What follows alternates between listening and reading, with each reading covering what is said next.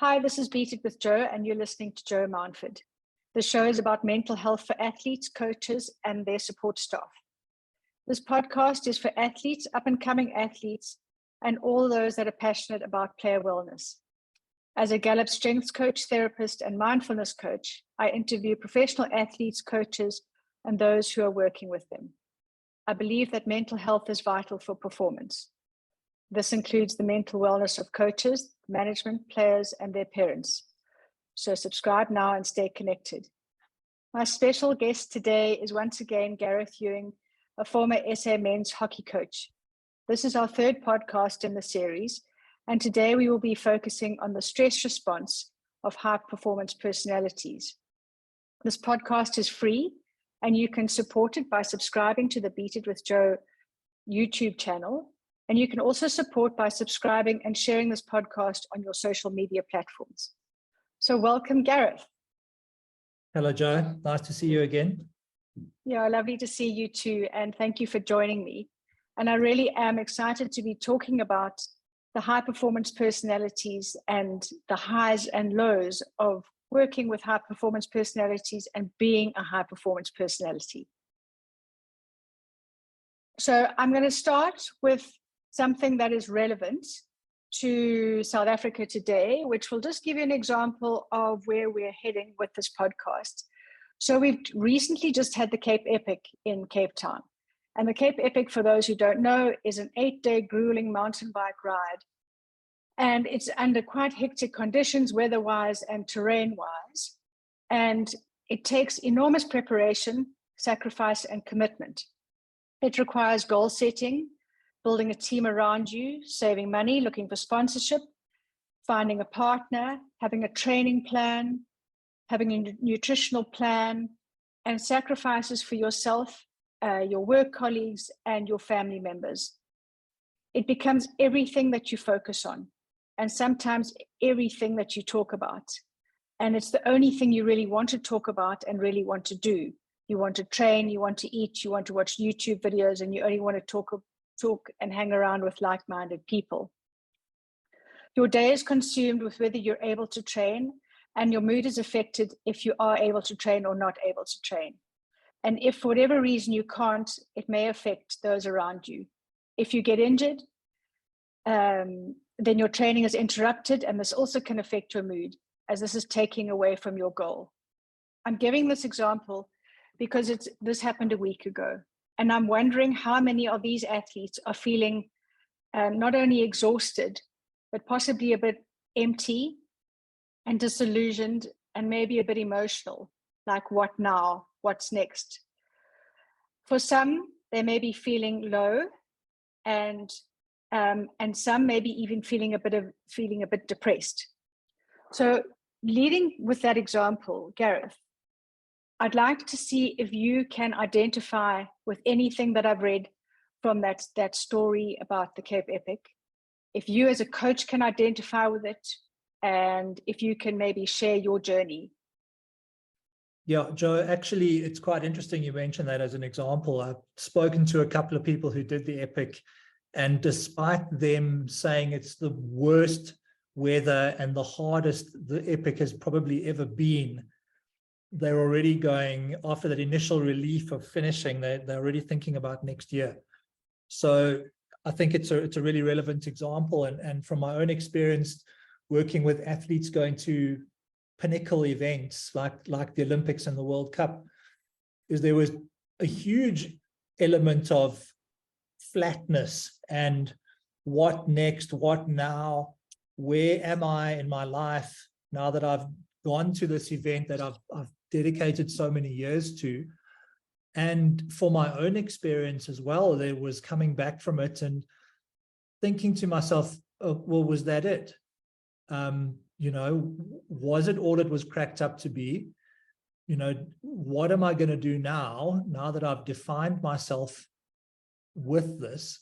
And there was definitely a depression attitude and atmosphere around it. And it took a while for that to settle down. But again, of course, you start to think, well, what is next? And you start to find another target, you start to find another objective without actually giving yourself the chance to process and appreciate the experience that you've just gone through. So if I'm hearing you, it's a time that you spent on a high, in an elevated state, with like-minded people. So people who are similar to you, sharing the same journey to you, same goal as you. And then it's over. It doesn't matter the results. If it was happy, glad, or sad, it's over. And now you return home to your family members. And that might seem a little bit boring with respect to everybody, but am I right? That feels quite real. It feels a bit boring, and there's lack of purpose, and you might be grumpy with those around you. Very much so. And what happens is you feel protective of your experience. You feel like you can't share it with people because they're not going to understand anyway. They weren't there. And these are things that are very unique to you and a few other people, that you can maybe share those experiences and reflections with those people who are there with you, but you struggle to understand how you can even try to explain it to people at home. And I remember actually having lunch with my folks straight after I came back, and they were so excited to hear news and stories about the village and whatever. And I was like monosyllabic, because I was like, I don't want to tell you this. You're not going to get it. And it was a very selfish response, obviously, but it took me a long time to actually be able to tell people about it in a way that made it relevant to them and still reminding me that it was meaningful. So there is this kind of, well, this was too special and nothing is going to compare to it. And that was hard to get my head around for a while. I can only imagine what it's like for some of the athletes who actually win medals, and what it's like for them to take that home. And I think it's similar with any big experience, any huge experience. And, you know, sport is one that seems to be close to all of us, but there are much, much bigger things that have happened, and people have come away from those with similar experiences and similar emotions. So yeah, it's an interesting and it's a difficult space. Well, I think in our previous podcast, we brought up things like self-awareness and self-care and mindfulness. And I think what's relevant here is to maybe plan the what if. So, for example, so you've had all your purpose, you've had your goal, you've had a complete direction and purpose. If you haven't planned the what if, that high is quite steep for the descent. And at least if there's a what if, and there's a, when I come back, no, I'm not going to be playing hockey or riding my bike or going to practice or anything like that. That's not part of the what if plan. But there is something that I plan to do. So there's not that nothing state. Do you think that as coaches, as mental coaches, you and I, that's something that we should maybe suggest to other people? That would be helpful. 100%.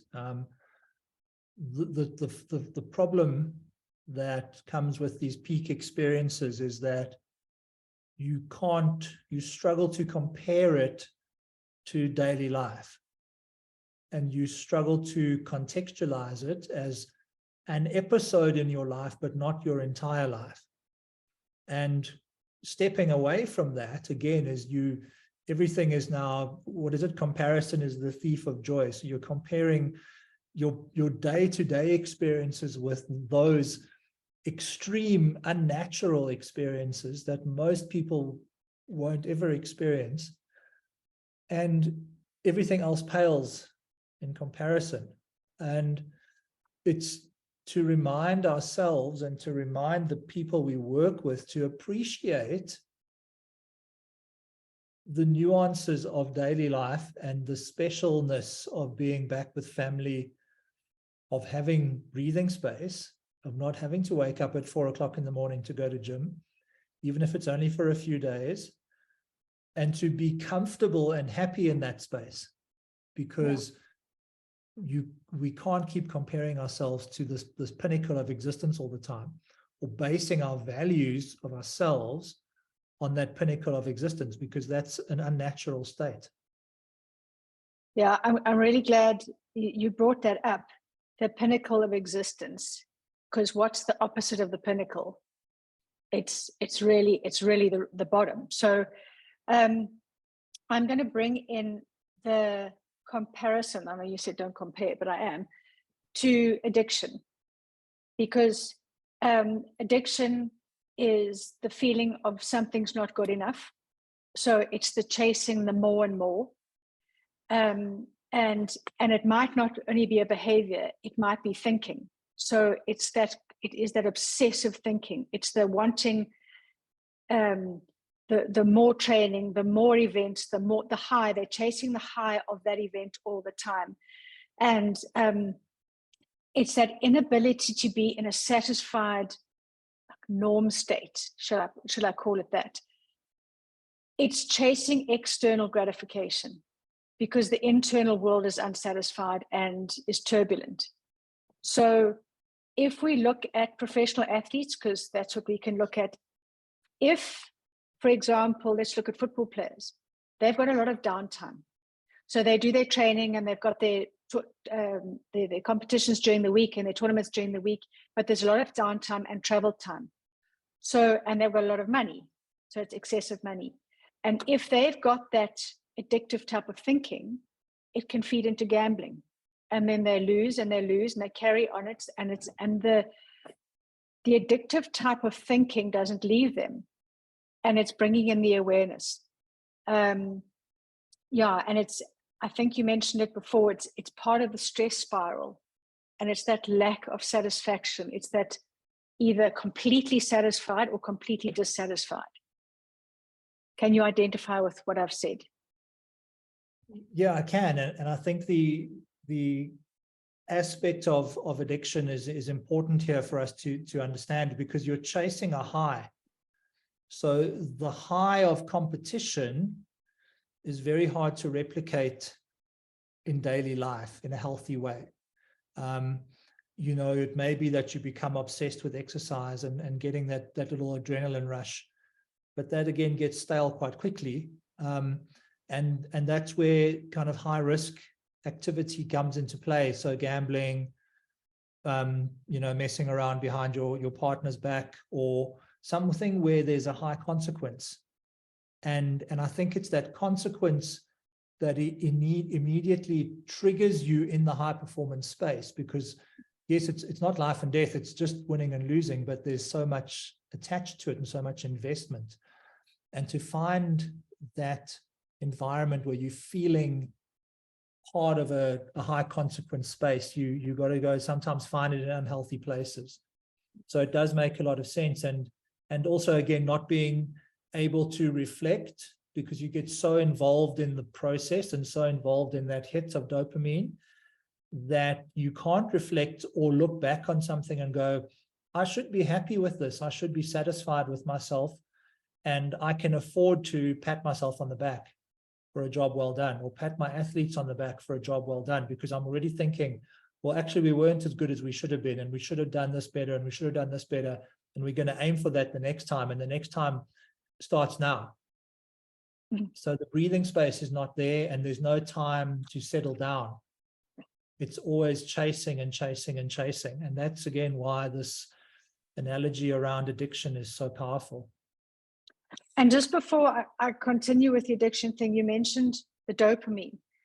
There's a doctor called Dr. Andrew Huberman, and he's got this incredible podcast on the dopamine. He calls it a wave pool.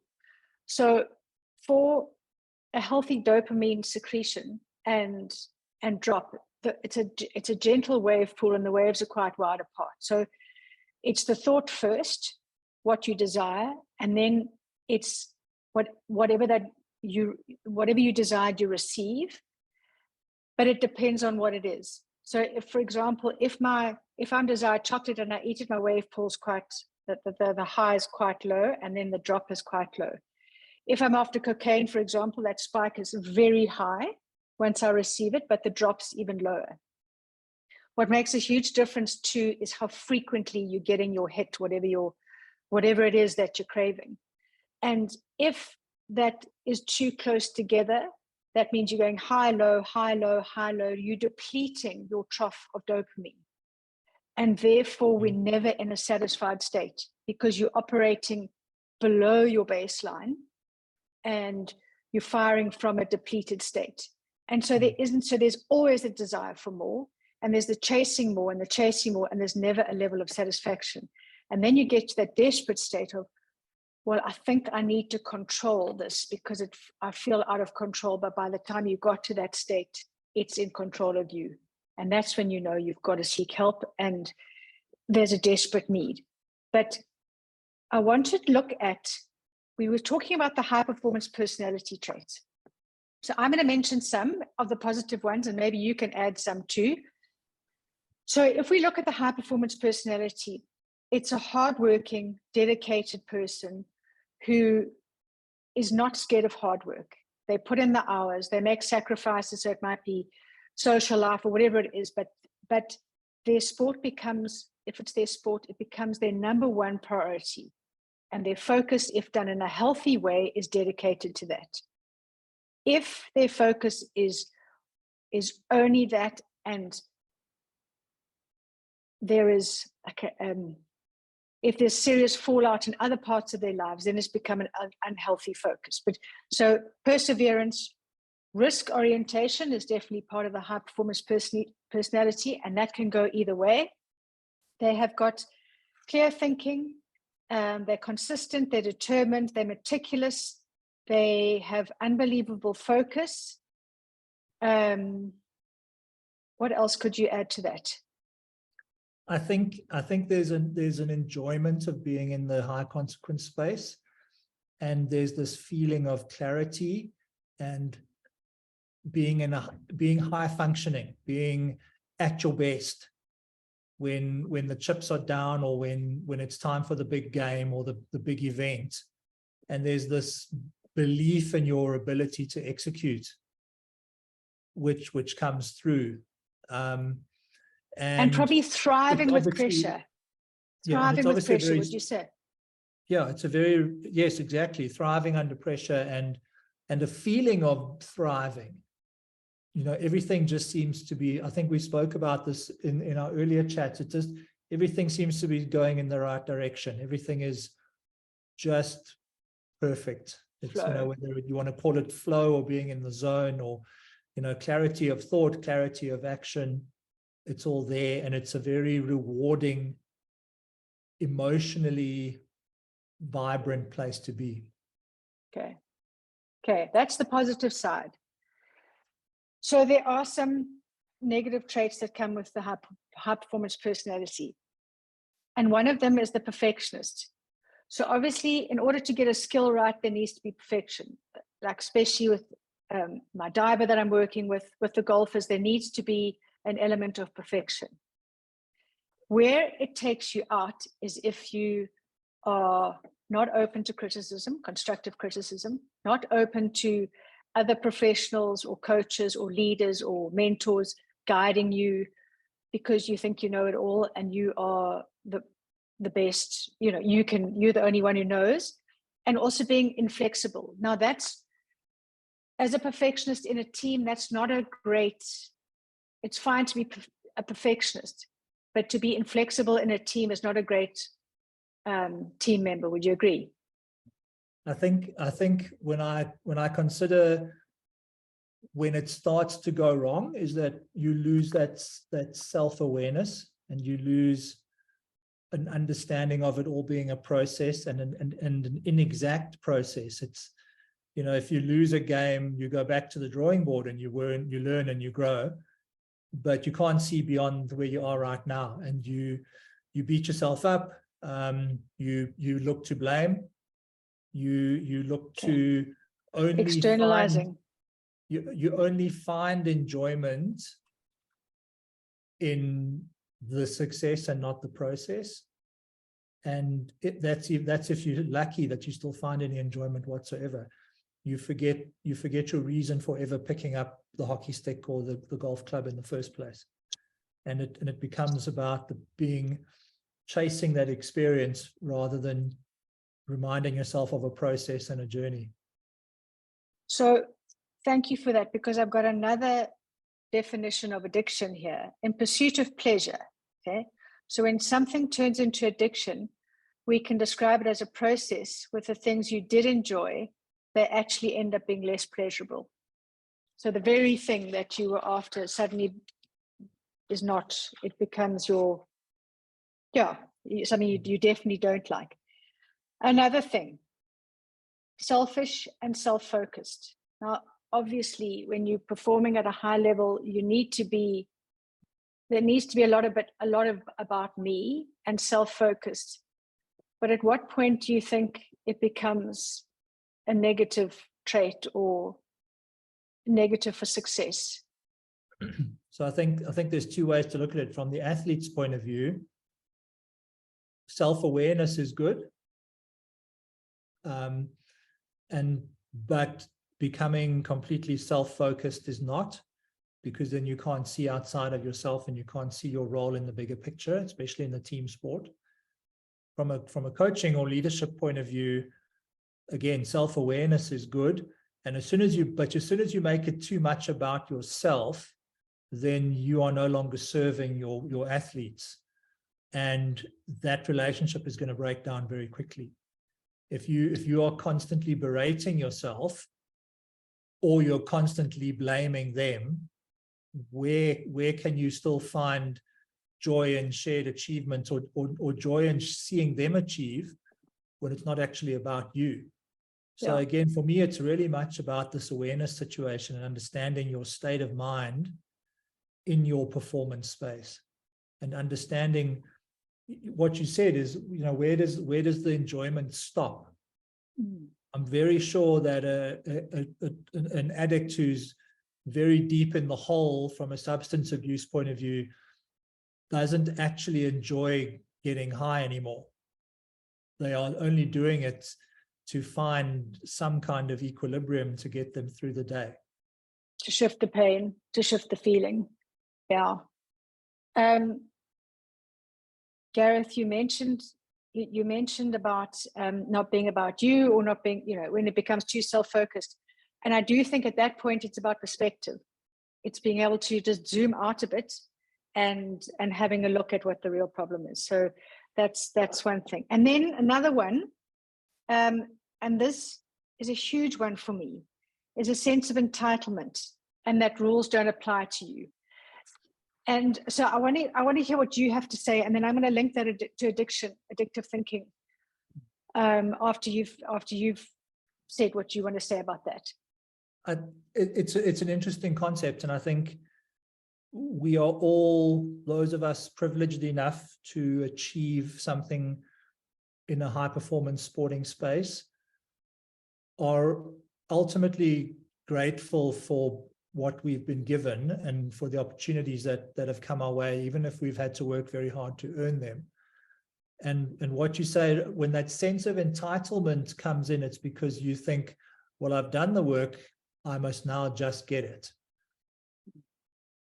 And we lose the perspective that that's not how our sport or life works. And we forget to be grateful for our gifts and for our opportunities. And we see it as, well, I'm here now, I must get this. And that's when we start to blame. We start to say, well, the umpire made a bad decision, or the administrators are against us, or my teammates are not on the same page as me, or the opponents are cheating, or whatever it might be. And we actually, again, it's all part of a loss of perspective and a loss of awareness of the situation. Everybody has a right to win. Everybody has a right to compete, but nobody has a right to just get it on a platter. And it becomes this, again, it becomes this aggressive, ungracious space that is not an enjoyable place to be. Totally. And it takes the focus off the goal. And in hockey, it's like literally the goal. So my take on the sense of entitlement and rules don't apply to me. It's if we look at Oscar Pistorius, for example, and if we look at any sports person and their support team around them, or any alcoholic or any addict, it's often the team around them that enables them to be the entitled addict. Okay. So with Oscar, he had managers, he had coaches, he had people around him that covered for him. So when there was the boat accident, when there was the gun going off, when there was, everything was covered for him, which enabled him to continue the bad behavior that he was, that arrogant, bad behavior that went on. So that's why I'm saying that entitled, above it all, rules don't apply to me. Often the athlete thinks, the professional thinks that's the same. And it's the negative trait. It's the negative trait that this is my list of achievements, therefore I'm entitled to the next thing. And it's not a healthy state of mind to be in. It's still about learning to take responsibility for your actions. It's taking responsibility for your part in the team, whatever it is. If you've let them down or you've scored the goal or whatever it is taking your responsibility and not externalizing. You spoke about externalizing. It's not about blaming. Yeah. And it's an unregulated state, isn't it? It's whether you want to call it self-awareness or self-regulation, you believe that things don't apply to you. So that means you don't have to regulate yourself and you don't have to be a good person, or you don't have to just be yourself in a positive way. You think that there are no consequences. So you become, a difficult person to be around. And what I think I said in one of our earlier chats as well is an unregulated coach is not going to be able to regulate his players. And if the coach is in that entitled space, he is or she is very unregulated, and the players are going to pick up on that, and it's going to become a cycle of dysfunction. Totally. Because I don't know if I spoke to you about this or asked you when we were doing the podcast, but how do you think the energy of an unregulated coach impacts the team? And I'll give you, and I'm just thinking about, there's a coach here, and she is completely wild on the side of the pool, water polo pool, jumps around, screams, carries on, swears, and it's at school level. And my concern is that the youngsters of today might find that cool. And I'm not sure what she's teaching them, or if it's a positive thing, or I don't know. What would your take be on that? Look, I think it's a mistake we all make, unfortunately, that acting out, that being unregulated. Where's your energy going? Is your energy going towards performance and the betterment of your athletes, or is your energy just going up in the air and being wasted on your antics? Okay. Definitely something I was very, very guilty of.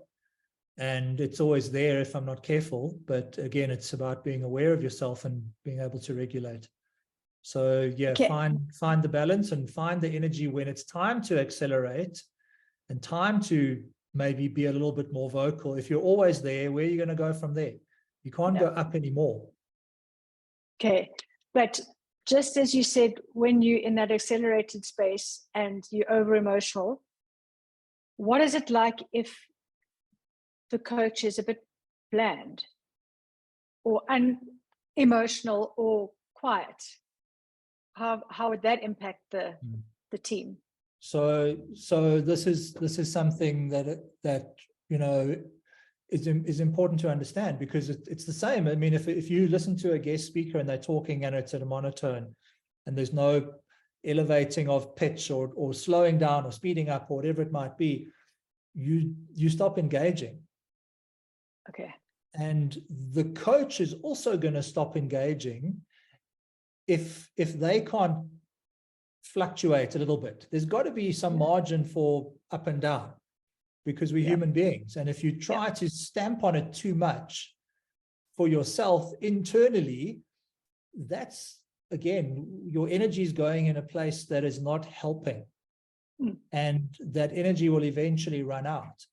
So for me, it's it's finding that balance. And again, this is something I've battled with and wrestled with, knowing when to pick it up, knowing when to slow it down. It's like dialing something on a dialing up the volume and dialing the volume down again. It's important that it's a skill. It can be learned and it can be applied mindfully. But I think you've got the self-awareness to know that now.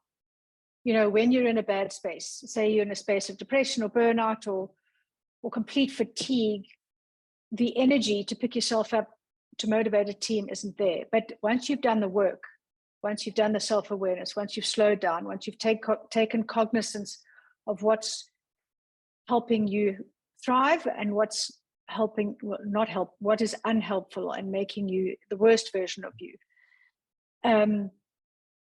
My advice, and I'd love to hear your advice, is, because people are thinking, okay, they're throwing out all the problems here. Like, what can we do to improve, or to maybe we've got high performance children. How do we tone them down or build them up, or how do we support them? Or coaches are thinking, listen, I'm either too up or too down, or how. And we've spoken about self-awareness a few times here. Journaling is a start for me. Journaling daily, like even just the start of a sentence, like, I'm the best version of myself when. So that people can just start to become aware of, this is what I look like when I'm thriving. And maybe another little line of, what does the worst version of myself look like? And my advice is, if people can't even do that, then have the conversation with people around you, for them to be able to be honest, to say, this is what you look like when you're fantastic and you are in your zone, and this is when you're less optimal. And I agree with you about the journaling aspect. It's been very powerful for me, because what it does is it pulls you back in towards yourself and makes you reflect. And actually physically writing is important. I know that some people don't love to write, and I think in the 21st century, writing something on paper doesn't happen as regularly as it used to, but actually writing it physically makes a big difference, because again, it's an action. It's different to typing or dictating. Now, trust me on that one, just try it. But the whole thing about self-care is what's important, because understanding your emotional response to a situation, understanding your elevated state, and knowing how and when to pull it back, whether you're pulling it back with a keyword or an anchoring action, fingering a charm, or having a word that your assistant coach says to you when he can see or she can see that you're drifting out of line. These things are important, but it starts with taking care of yourself. And we as coaches are always thinking about others, but we need to be able to think about ourselves at the same time, because if we are out of sync, everything else is going to be out of sync as well. So it's also understanding when you're up, and then when you need to come down again, and finding your way to come down again. I've just done this red to blue coaching, and they talk about a red head. So the red head is when it's loud in there and the pressure's on and there's lots of negative self-talk and all that. And the mantra word could just be redhead. I'm in a redhead space. It's just loud and it's like a snow globe in there. And you're wanting to go to a blue head, which is clarity. And it's just acknowledging there's pressure. Or in a journal state, just acknowledging that went wrong and I lost it there, or I could have done better there. Just having that awareness and acceptance of it allows you to choose which direction you're going to go from there. But I think journaling to me is just the first step to self-awareness, and it's just about getting your thoughts down, and maybe the writing will flow. Do you agree? Once you start writing, it can flow. Absolutely.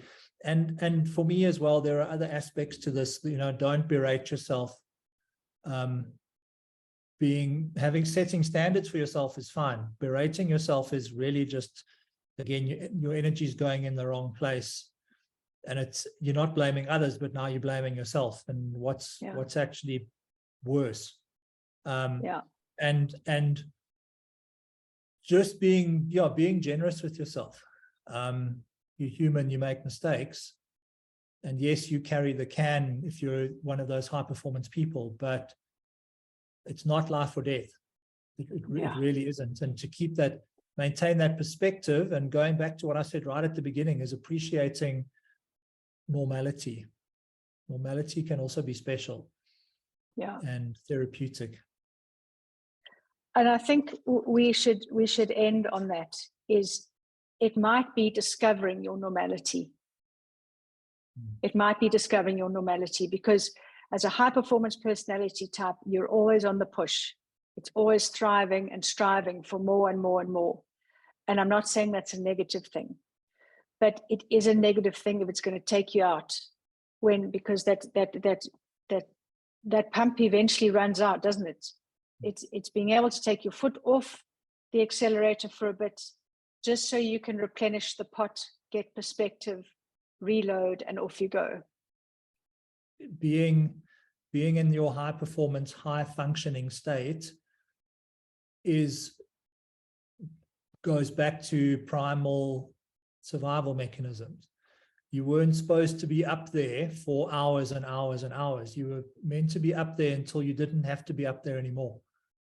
And then you settled down again and you rested and you replenished, because it takes more energy to be in that space and that cycle of stress where you're just going around and around and around than it is to know you're in it, accept that you're in it, embrace that you're in it, and relax when you come out of it. Don't think that that's the ultimate space. The ultimate space is not that. That is what you need when the chips are down. What you need in real life is to be able to be high functioning in a healthy space. And with other people as well. Yes, other normal people, let's call it. Garreth, thank you so much. I think that was invaluable information, and I look forward to chatting to you again. Jo, thanks very much. It's been lots of fun. So if you would like to sponsor a podcast, please email jollyoyd@per4m.co.za.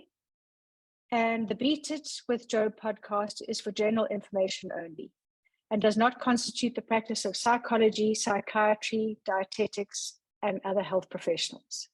Thank you for joining us.